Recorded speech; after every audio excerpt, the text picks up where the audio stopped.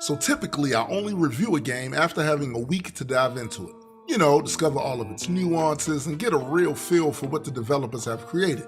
Well, that week has passed and now I'm ready to review Watch Dogs 2. So let's get started. Graphics.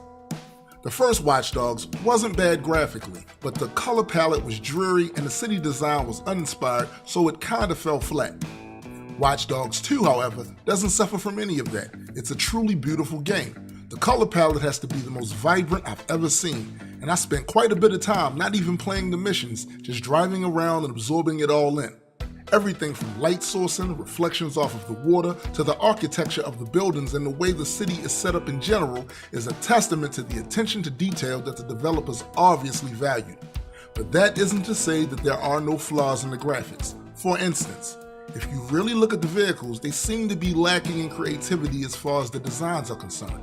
Plus, with the environment looking so lush and imaginative, it makes the poorly designed vehicles really stick out from everything else. They just don't seem to blend in well. I also really hated the way the cars took damage. It's hard for me to explain it, but the crashes and crash damage look really cheesy in this game. That said though, Watch Dogs 2 still gets major credit from me for how it looks overall. Sound. For the most part, the sound in the game is done really well. There is plenty of added dialogue from the NPCs to make listening in on their conversations pretty interesting and funny at times.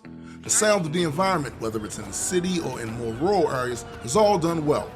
But the sound of the vehicles is horrible. Absolutely horrible. The audio of the engine revving is so annoyingly loud, I actually wish they had a shut-off option for just that specific effect. Hey Ubisoft, if you like, you could hire me to do a better mix because, damn. Gameplay and controls. Okay, I like the missions. I do. They remind me a bit of Metal Gear Solid. You remember, trying to stay out of the cone of vision of the enemy so you can complete the objective? Well, in Watch Dogs 2, you have a bunch of options in order to get things done. The drone and the jumper are some of the coolest additions to this game. You can use them to hack into things when you can't get your character in close enough to do it. They can serve as a distraction to get guards out of the area so you can advance, and just having a bird's eye view of the situation by using the drone can really help you strategize. Of course, there are some things they can't do, like download information after breaking into someone's hard drive. You have to get up close and personal to do that, but having these tools will certainly help with that. The map itself is stocked with a bunch of side missions and activities. One of my favorite is the motocross races. Completely fun to do and a good way to earn research points to upgrade your equipment and hacking skills. As far as the controls themselves, this is where I ran into some other issues. First and foremost, the driving mechanics. It does always seem to come back to the vehicles, doesn't it? One of the main criticisms of the first game was that the driving experience was bad. So you would think that the developers would have listened and fixed that. I mean, how hard could it be? The Grand Theft Auto series knocks this out of the park. But here, nope. This time, it's just as bad as the first. Trying to turn corners is extremely sluggish, especially when going at a high rate of speed. The brakes on a lot of the cars and bikes I've driven drag horribly. Now, I'm not saying you can't get used to it and make adjustments after playing for a while, but the point is, you shouldn't have to. This isn't rocket science. If you're going to make a huge open world city, the driving should be a priority. Thankfully though, there is a fast travel option on the map just in case you don't want to deal with it. Shooting is another problem in the game.